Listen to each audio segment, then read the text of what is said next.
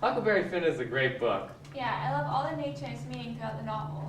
I think nature's role in the novel really changed. I mean, at first Huck can escape through nature in the river completely, but later on he can't fully evade civilization, with an S. Yeah, like in his escape from the Shepherdsons, where he's the one in the Wilkes. Okay, well, chapter 18, the end of the Shepherdsons scene.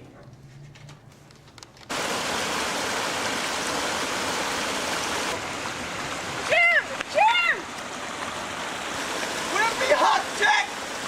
I reckon he been shot, Jim, I'm sorry! I wish I hadn't ever come ashore that night to see such things. I cried a little when I was covering up Buck's face, for he was mighty good to me. Bucky's okay! Jim, I reckon we got to go! I never felt easy till the raft was 2 miles below there and out in the middle of the Mississippi. After we hung up our single lantern, I judged that we was free again and safe once more. I was powerful glad to get away from the feuds, and so was Jim to get away from the swamp. We said there weren't no home like a raft after all. Other places do seem so cramped up and smothery, but a raft don't. You feel mighty free and easy and comfortable on a raft. Oh hey, check out this lick card. It says, Huck equates civilization with discomfort and boredom. In the natural world, there is sanctity and civilization that civilization can never achieve. But I think civilization, with an S, is not just discomfort, it's worse. And I'm so sad Buck died. When on the raft, I think Huck appreciates nature and is able to contrast it with his dislike of the society on the river's shores. You know, in chapter 7, when Huck goes to Jackson's Island, he says he lay there in the grass in cool shade thinking about things and feeling rested and rather satisfied. Huck was never that relaxed before with so many people trying to civilize him. But still, you can't say the river let him escape society's problems. Yeah, like in the Wilkes scene we were talking about when Huck breaks loose from the guy holding him and they dig up Peter. The weather was awful bad, and as soon as I got my hands free, I ran. I forgot that Jim was dressed up as King Lear, but I still went for the raft. I told Jim to set her loose. Glory be to goodness, we're shut of them. It seems so good to be free again and all by ourselves on the big river and nobody to bother us. What's that? Hey! Tired of our company trying to get rid of us, eh? No, Your Majesty, please don't. I want some. Let go of you, idiot. Would you have done any different? I don't remember you trying to find him when you got loose. One interesting thing about the scene is the weather. There's lightning and wind, and Huck describes it as awful trouble and danger zone. But don't you guys remember when he was on the raft with Jim, the king, and the duke while there was a storm? He stayed outside to watch it because he was fascinated by it. And a body don't see such a storm as that every day in the week, not by a long sight. So this reiterates what I said before. Huck can only appreciate nature on the river, but is unable to do so when witnessing the horrors of society. Absolutely profound, Tristan. So back to the whole escape, or should I say failure to escape. The river no longer provides Huck a complete refuge as the king and the duke follow him onto the raft. Yeah, like in Bloom's criticism, it says, instead of providing them protection, the Mississippi helps make Huck and Jim easy targets for their pursuers by slowing rather than speeding their escape. Once in the water, they immediately become sitting ducks to the men on the shore. You know, in some ways, the river is where criminals are sent to go. Like when Mary Jane Wilkes says that the king and the duke should be tarred and feathered and thrown into the river. Well, you know what? That's why Huck wants to go to the west at the end of the novel, so he can escape civilization again in his own way that not even the river can provide. Absolutely profound, Hadar.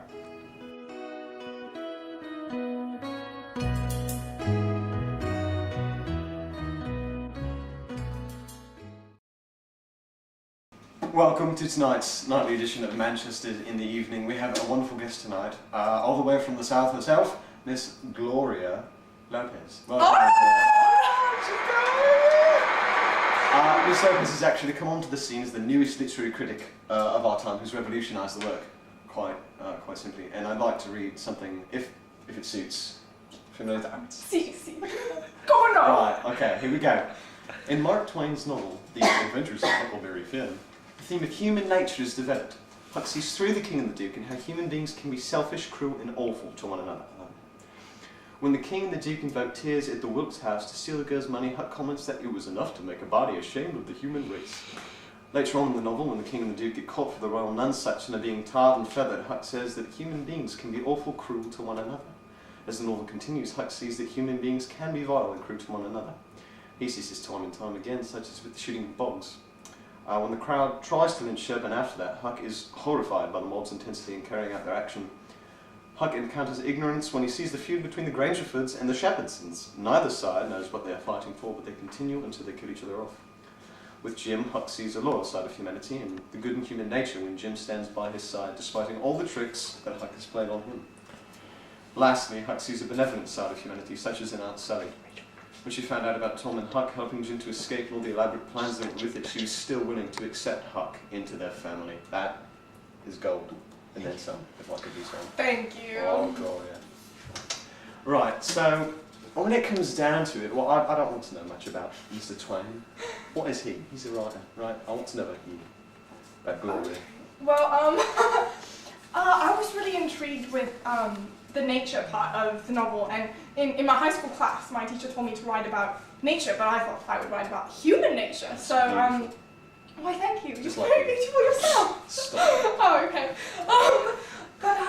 You know, I think that one of the reasons that Huckleberry doesn't want to be a part of civilization is because of its intense violence. And I mean, a lot of it has to do with how corrupt it is and how ignorant it is. And it's one of the biggest reasons why he runs away to the west at the end of the novel. And that's a real dichotomy, you know, it's not really seen much in literature anymore, but it's evident in Parliament and government throughout the whole world, and I think Twain is definitely voicing that. But what do I know? I run a news show.